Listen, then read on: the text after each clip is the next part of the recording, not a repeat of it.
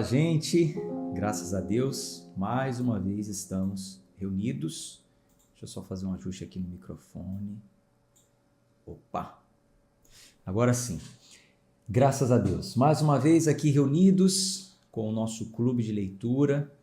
Hoje é o dia de número 169 já, hein? Do nosso plano de 365 dias, onde em 365 dias, se assim o nosso bom Deus quiser e permitir, nós teremos concluído a leitura da Bíblia toda. E hoje nós vamos iniciar um novo livro. Que maravilha! Terminamos os 2 livros de Crônicas e vamos entrar agora na outra parte, que é Esdras, Neemias. Na verdade, Esdras e Neemias são livros divididos na Bíblia, que nós conhecemos, que tem 66 livros, mas em um tempo bem antigo eram uma composição só. Esdras e Neemias eram um livro só. Como eu falei para vocês, na visão panorâmica do livro de Crônicas, Crônicas 1 e 2, Esdras e Neemias, são bem juntos. Acredita-se, inclusive, que esses 4 livros, Crônicas 1 e 2, Esdras e Neemias, foram escritas através de um relato só, de um cronista ou cronistas, né, que escreviam crônicas. Mas eu vou falar um pouco mais sobre isso no decorrer da nossa visão panorâmica deste livro em específico, que é o que nós vamos iniciar hoje, o livro de Esdras. Então, o livro de Esdras e o de Neemias também, que é o próximo, eles levam o nome do personagem principal, né? Principalmente vai se falar sobre Esdras nesse livro que nós vamos ler. Então, ele leva o nome do personagem principal, mas não temos comprovações que foi esse personagem que escreveu o livro, tá? Então, como personagem principal vai entrar Esdras e no próximo Neemias, mas nós não temos comprovações de que foram eles que realmente escreveram esses livros. Como eu disse, na verdade eles eram um livro só no início e depois houve uma reunião, uma vulgata, onde houve uma divisão. Mas esses detalhes mais técnicos eu vou mandar para vocês anotado, tá? No PDF. Depois, quando você receber o PDF, você dá uma lida, esses dados mais técnicos, as datas mais exatas, mais ou menos 400 anos antes de Cristo que foi escrito esse livro, no século XV que ele foi dividido. Você vai entender isso melhor nos escritos que eu vou mandar para você em PDF, tá bom? Aí você leia o PDF e acrescente aí aos seus conhecimentos. Sobre o autor, como eu estou dizendo, não conseguimos falar com muita certeza, né? A Bíblia, aliás, não conseguimos falar com clareza, de uma forma clara, se a Bíblia não traz ali, né, uma certeza daquilo, né? Não temos. Este livro é de Esdras, não temos. Então não tem como a gente falar que é dele, que foi escrito por ele, mas ele está ali no contexto do cronista, o mesmo linguajar. A gente vê que ele continua assim que termina, segundo Crônicas. Nós vemos algumas ligações introdutórias. Quando a gente vê a introdução de Esdras, capítulo 1, é muito semelhante ao que está escrito no final de Crônicas. Então, Crônicas, segundo Crônicas 36, 22, eles dão ali uma continuação muito juntinha. Final de Crônicas e início de Esdras. Então, parece muito que realmente foram escritos pelo mesmo cronista. Não sabemos o nome, mas isso aí também não é o tão importante, né? Vamos a um contexto histórico. Qual o contexto deste livro? O livro de Esdras. Na verdade, quando eu falo Esdras, é Esdras-Neemias, né? Seria um livro só, ele foi dividido depois. Então, é provável, é seguro presumirmos que ele tenha sido escrito logo após o término do ministério de Neemias. Por quê? Neemias, ele inicia o seu ministério mais ou menos 458 anos antes de Cristo. Então, na linha do tempo, antes de Cristo, nós vemos a história de Neemias. 458 anos antes de Cristo, ele inicia o seu ministério. Qual o ministério dele? Nós vamos ler juntos. Nós vamos ler o ministério de Neemias, nós vamos ler o ministério de Esdras, né? Quando eles começaram, o que eles fizeram, qual foi o ministério deles. Então, 458 anos antes de Cristo. Então, acredita-se que esse livro foi escrito um pouquinho depois, né? Alguns anos depois, 400 anos antes de Cristo. Mais ou menos nesse tempo aí, os acontecimentos relatados por esses livros, eles aparecem, né? Aparecem juntos, tanto Esdras como Neemias, mais ou menos na mesma época. Então é seguro nós falarmos que são relatos aí de em torno 400 anos antes de Cristo. Esdras e Neemias são dois personagens e eles aparecem juntos apenas em dois textos. Em dois textos. Nós vamos ver em Neemias capítulo 8 e Neemias capítulo 12. Nós vamos ver que esses dois personagens aparecem juntos nestes dois textos. Em Neemias 8, nós vamos ver que eles aparecem juntos por causa da leitura do livro da lei. Nós vamos ver que Esdras ele está lendo o livro da lei junto ali com Neemias. E em Neemias capítulo 12, nós vamos ver sobre um cortejo, né? Um cortejo alegre, um cântico de alegria ao redor das muralhas da cidade. Nós vamos ver isso também então em Esdras 12 e em Neemias 12. É muito semelhante, muito semelhante. Só estou te adiantando aí que vocês vão ver que realmente as histórias se cruzam. De fato, era um livro só, falando sobre Esdras e Neemias. E depois ele foi dividido aí no cânon, né? Quando se fala de cânon, são os 66 livros da Bíblia Sagrada. Qual o propósito desse livro, né? Qual a intenção do autor ao escrever este livro? A gente vai ver que Esdras continua no ponto em que Segundo Crônicas parou. Apesar de nos dar esclarecimentos históricos, né, e muito importantes, ele é rico em uma mensagem para o povo de Deus. Então, ele traz para nós um conhecimento histórico, mas nós vamos ver que os relatos, o propósito dele ter sido escrito é trazer para o povo de Deus mensagens. Mensagens como a santidade, vai falar sobre a santidade, vai falar sobre a adoração, vai falar sobre oração, mensagens muito importantes para o povo de Deus. A gente vai ver também o livro de Esdras falando sobre a continuidade do povo de Deus. Nós não paramos onde o povo foi exilado? Lembra? Nabucodonosor, ele atacou, né? Ordenou um ataque a Judá. Israel já tinha sido invadida, já estava destruída, já tinham sido levados e ainda faltava Judá, né? Então houve o ataque, conhecido como ataque babilônico, a destruição do templo, derrubaram os muros, muitos mortos, alguns fugiram para os montes e outros foram presos e levados, exilados para a Babilônia, onde eles vão viver ali 70 anos.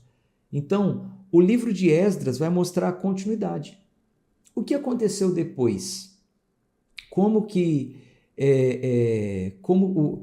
a ligação que tem entre os israelitas e que é essa comunidade pré-exílica, né, vamos dizer assim. Então, os israelitas estavam vivendo na Babilônia. Qual a ligação que teria deles com os israelitas que viveram antes do exílio? Então, a história não se perde, o povo não se perde. Apesar de ter tido um ataque e uma nação ser destruída, devastada, aparentemente acabou, não acabou.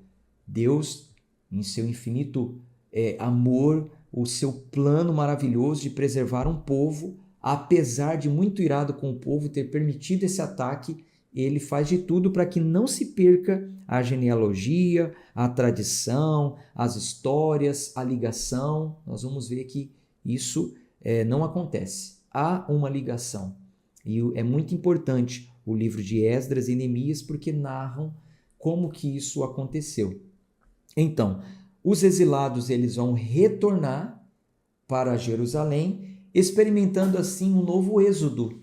Da mesma forma que eles eram escravos no Egito e saíram do Egito, né? Êxodo, a saída, saíram do Egito para a Terra Prometida, agora eles estão exilados e vão sair do exílio voltando para a Terra Prometida. Então, eles vão experimentar um segundo êxodo, vamos dizer assim, mais uma vez, Deus, a mão de Deus sendo com eles.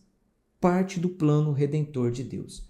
Você vai ver que Deus usou até líderes pagãos como Ciro, né? O rei Ciro, e também Artaxerxes, para restaurar o seu povo. Nós vamos ler aqui que o povo estava lá exilado e de repente Deus fala com Ciro, que é um rei pagão, falando: olha, Ciro, vai ter que reconstruir Jerusalém, vai ter que mandar o meu povo de volta para lá. É muito interessante isso. Deus usa quem Ele quer, quando Ele quer, é o plano dele, né? Bom, vai ser falado também sobre a santidade para que o povo dê continuidade, né, ao relacionamento do pacto com Deus. Então, era importante que eles se separassem, né, por um tempo. Era importante que, para que eles se santificassem, né, eles precisariam, por um tempo, se separarem, se santificarem, se consagrarem, tudo como dizia lá na lei de Moisés. Então, você vai ver que eles voltam do exílio, mas antes de iniciarem lá os ritos, né, de adoração a Deus, tem um processo de santidade. Eles teriam que permanecer puros, eles teriam que praticar a doutrina, o ensino, a ética, os costumes, e tudo isso vai ser ensinado, tudo isso vai ser narrado para aquele povo. Por quê?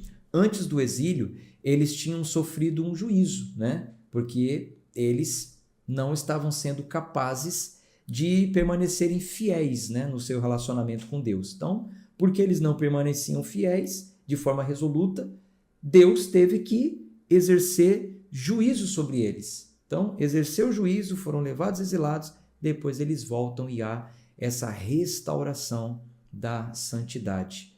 E aí a gente vai perceber no livro tanto de Esdras como de Neemias que o povo mostra um interesse em permanecer separado para Deus. Então, reacende o interesse do povo manter essa comunhão, essa intimidade com Deus. Vai ser restaurado também a adoração, eles vão edificar ou construir, né, porque tinha sido destruído, eles vão construir um altar para sacrifícios, eles vão reconstruir o templo que foi destruído. Depois do altar da adoração ser construído, eles vão reconstruir as muralhas. A gente vai ver que primeiro eles restauram o altar, depois eles constroem novamente as muralhas para que haja a proteção na cidade. Mas a gente entende também com esse princípio que antes de tudo vem a restauração da comunhão com Deus. Antes de restaurar a cidade, eles restauram o altar. O relacionamento correto com Deus vem antes de tudo. Antes de qualquer outra coisa vem o relacionamento com Deus. É interessante. A gente aprende isso ao ler esse livro. Eles vão também voltar às práticas, né, da oração, da adoração. E nós vamos ver aqui dois modelos, vamos dizer assim, de orações longas registradas. Orações longas, orações da alma, aquela oração que realmente conecta-os com Deus. Nós vamos ver isso em Esdras 9 e também em Neemias 9. A gente vai ver que vai ser citado a oração, vai ser citado o jejum, várias vezes vai falar sobre oração, sobre jejum, depois que o povo começa a trabalhar na reconstrução de toda a muralha. A gente vai ver que enquanto eles reconstruíam, a muralha, eles também estavam em oração, ou seja, debaixo de oração. Vai ser banhada de orações essa reconstrução das muralhas, né? É uma combinação de oração e ação. Oração e ação. O livro de Neemias nos ensina muito isso. É um belo exemplo de liderança, de trabalho, de trabalhar com Deus, de relacionamento com Deus, de uma necessidade constante de estar em oração. É interessante o que a gente vai aprender com esse grande líder chamado Neemias. Bom, sobre a contribuição bíblica, como ela contribui para toda a Bíblia, né? É um registro específico, mas normalmente um livro contribui para toda a Bíblia, né? Como eu tenho dito, e nós estamos aplicando a hermenêutica esse ano, a Bíblia explica a própria Bíblia. Então, os eventos que ocorreram no período de Esdras e Neemias, o templo reconstruído, a estabilização de Jerusalém, a comunidade judaica que surgiu, então todos tiveram um papel muito importante na vida e no ministério de Jesus. E isso é registrado nos evangelhos. Então, tudo que aconteceu aqui durante Esdras e Neemias tem um papel muito importante. Os registros de Esdras e Neemias vão respingar lá nos evangelhos. Porque Jesus vai falar sobre o templo que foi reconstruído, vai falar também sobre a destruição do templo, ele vai falar que vai citar, né, algumas coisas que aconteceram nesse tempo, preserva também a genealogia até Jesus, enfim, há uma contribuição muito grande também para toda a Bíblia. Bom, é claro que o templo, ele foi o templo reconstruído, ele não foi assim, igualzinho o templo que Salomão construiu, né? Quando Salomão construiu o templo, ele construiu com muita riqueza. Então, em comparação ao templo que Salomão construiu, esse templo que eles reconstruíram, ele é um pouco inferior, mas ele foi útil aos judeus por séculos, até a vinda de Cristo, até que não houvesse mais necessidade. Então, ainda havia necessidade de um templo. O templo precisaria ser reerguido, porque Cristo iria determinar o fim do templo. Isso já estava profetizado. Então, Neemias e Esdras tiveram um papel muito importante, porque se o templo não fosse reconstruído, as profecias não concordariam, né? Porque Cristo, ele iria dizer quando o templo seria destruído, e ele ia descontinuar os rituais do templo. Mas que templo se não existisse mais quando ele veio à Terra? Então é importante que primeiro fosse reconstruído o templo, apesar de não ser igualzinho ao templo que Salomão construiu, mas ele serviu.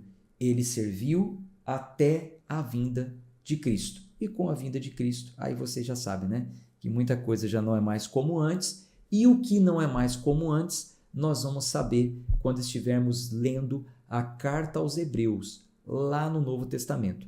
Vamos concluir a história do povo hebreu do Velho Testamento e depois no Novo Testamento a gente vai entender o que mudou, o que foi descontinuado, o que foi modificado com a vinda de Cristo, tá bom?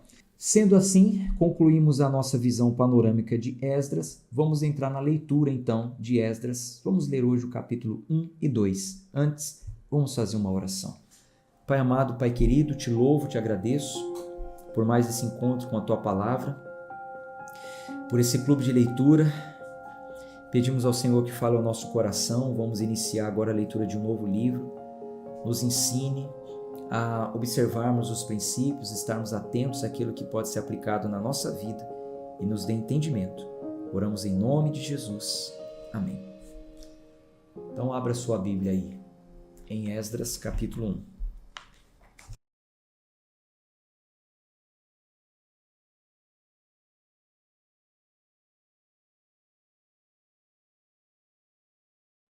Vamos a uma leitura bem dinâmica, bem narrativa, né? É o comecinho do livro, normalmente traz genealogias, né? Não tem muita coisa difícil de entender, não.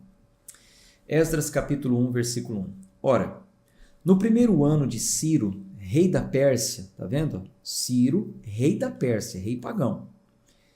Para que se cumprisse a palavra do Senhor pela boca de Jeremias, o Senhor suscitou o espírito de Ciro, rei da Pérsia, para que ele fizesse uma proclamação ao longo de todo o seu reino, e também por escrito, dizendo: Assim diz Ciro, rei da Pérsia: O Senhor Deus do céu tem me dado todos os reinos da terra, e ele me encarregou de edificar-lhe uma casa em Jerusalém, a qual está em Judá. Quem há entre vós de todo o seu povo? O seu Deus seja com ele, e deixai-o subir até Jerusalém, a qual está em Judá, e edificar a casa do Senhor, Deus de Israel. Ele é o Deus, a qual está em Jerusalém. E todo aquele que permanecer em qualquer lugar onde ele pousar, que os homens do seu lugar o ajudem com prata, e com ouro, e com bens, e com animais, além da oferta voluntária para a casa de Deus que está em Jerusalém.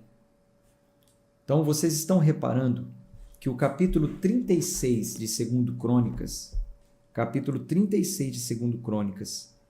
ele termina falando exatamente o que está escrito aqui em Esdras, capítulo 1.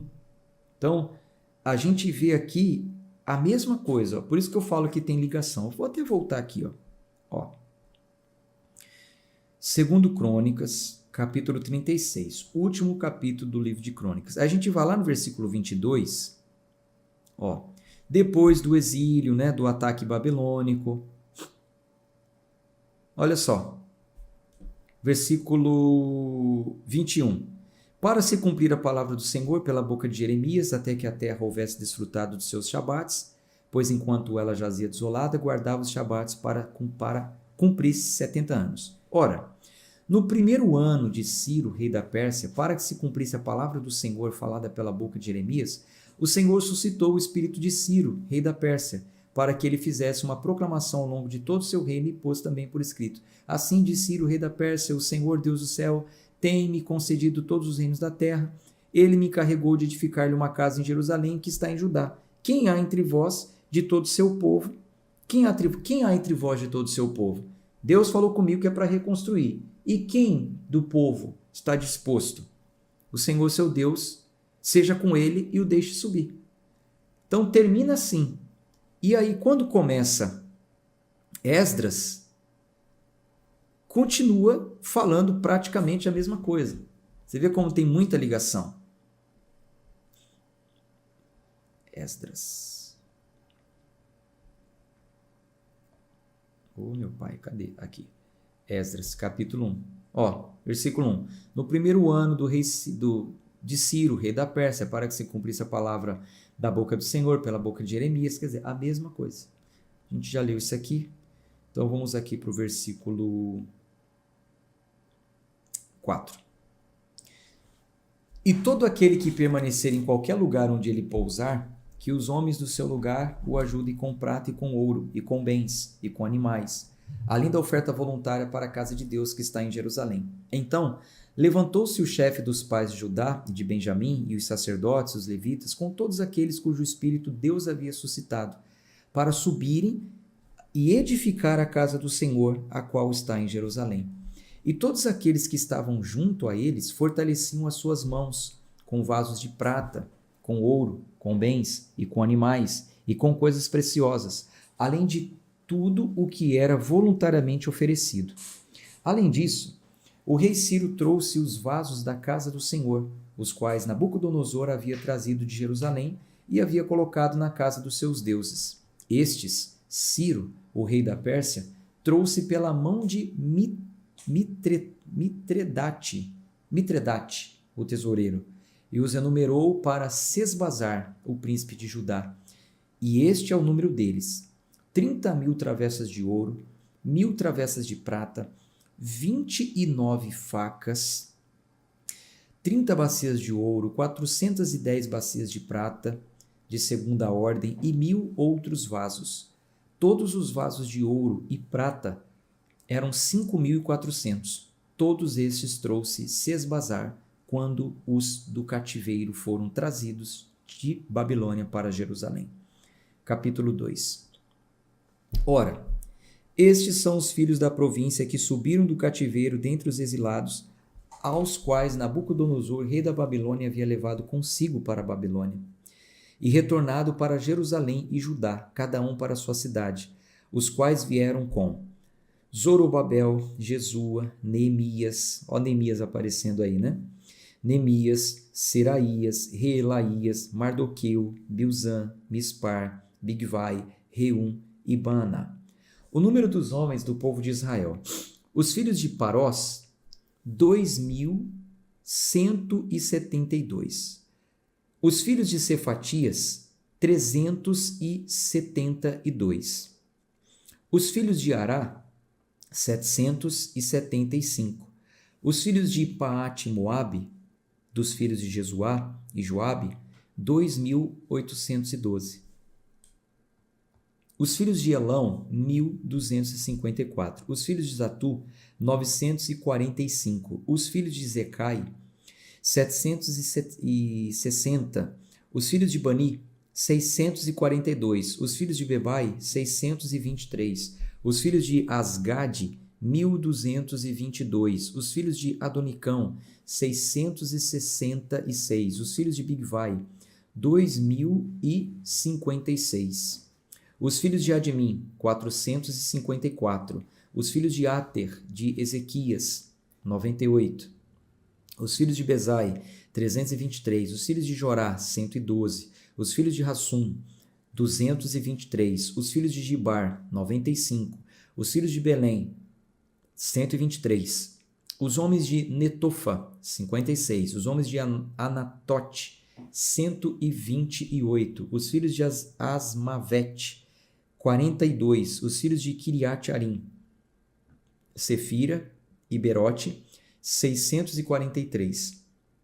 Os filhos de Ramá e Gibeá, 621. Os homens de Miquimás, 122. Os homens de Betel e Ai, 223. Os filhos de Nebo, 52. Os filhos de Magbis, 156. Os filhos de outro Elão, 200.054. Os filhos de Harim, 320. Os filhos de Lode, Hadid e Ono, 625. Os filhos de Jericó, 345. Os filhos de Senaá, 3.630. Os sacerdotes, os filhos de Jedadias, da casa de Jesuá, 973. Os filhos de Imer, 1.052. Os filhos de Pazur, 1.247. Os filhos de Harim, 1.017.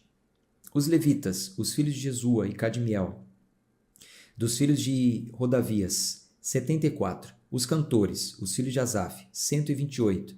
Os filhos dos porteiros, os filhos de Salum, os filhos de Ater, os filhos de Talmon, os filhos de Acube, os filhos de Hatita, os filhos de Sobai, ao todo 139. Os netineus, os filhos de Zia, os filhos de Hassufa, os filhos de Tabuate, os filhos de Queros, os filhos de Sia, os filhos de Padom, os filhos de Lebana, os filhos de Hagaba, os filhos de Acube, os filhos de Hagabe, os filhos de Sanlai, os filhos de Hanã, os filhos de Gidel, os filhos de Gaar, os filhos de Reaías, os filhos de Rezim, os filhos de Necoda, os filhos de Gazão, os filhos de Uzá, os filhos de Paseia, né? Os filhos de Bezai, os filhos de Asná, os filhos dos Meunitas, os filhos dos Nefuseus, os filhos de Baquebuque, os filhos de Acufa, os filhos de Ahur, cada nome, né? Os filhos de Baslute, os filhos de Meida, os filhos de Arza, os filhos de Barcos, os filhos de Cícera, os filhos de Temar, os filhos de Inesias, os filhos de Hatifa, os filhos dos servos de Salomão, os filhos de Sotai, os filhos de Soferete, os filhos de Peruda, os filhos de Alá, os filhos de Darcon, os filhos de Gidel, os filhos de Cefatias, os filhos de Hatil, os filhos de Poquerete, Razebaim, os filhos de Rami, todos os netineus e os filhos dos servos de Salomão eram 392. E esses foram aqueles que subiram de Teu-Melá, Teu-Arsa, Querube, Adã e Imer. Porém, não puderam provar que a casa de seu pai era semente de Israel. Os filhos de Delaías, os filhos de Tobias, os filhos de Necoda, 652. E dos filhos dos sacerdotes, os filhos de Abaías, os filhos de Cós, os filhos de Barzilai, o qual tomou uma esposa das filhas de Barzilai, o Gileadita, e foi chamado do seu nome. Estes buscaram registro entre os que estavam registrados nas genealogias, mas não foram achados, pelo que por imundos foram excluídos do sacerdócio. Veja como a coisa é séria. E o Tirzata lhes disse para que não comessem das coisas santíssimas até que se levantasse um sacerdote com Urim e com Tumim. Quer dizer, não foi achado na genealogia, então um sacerdote teria que consultar, né, com Urim e Tumim. Sobre Urim e Tumim já foi falado em leituras anteriores. Toda a congregação reunida era de 42.360, fora os servos e as suas servas, dos quais havia 7.337 e havia entre eles 200 cantores e cantoras. Os seus cavalos eram 736, as suas mulas 245, os seus camelos 435, os seus jumentos 6.620. E alguns chefes dos pais, quando vieram à casa do Senhor, que está em Jerusalém, ofertaram livremente para a casa de Deus, para restabelecê-la no seu lugar, conforme a sua capacidade. Deram para o tesouro da obra 61.000 daricos em ouro e 5.000 libras em prata e 100 vestes sacerdotais. Assim, habitaram os sacerdotes e os levitas e alguns do povo e os cantores e os porteiros e os netineus nas suas cidades e todo Israel na sua cidade. Ponto. Aí a gente continua amanhã. Tá bom? Um abraço de fé e força. Tchau, tchau. Até amanhã, se Deus quiser.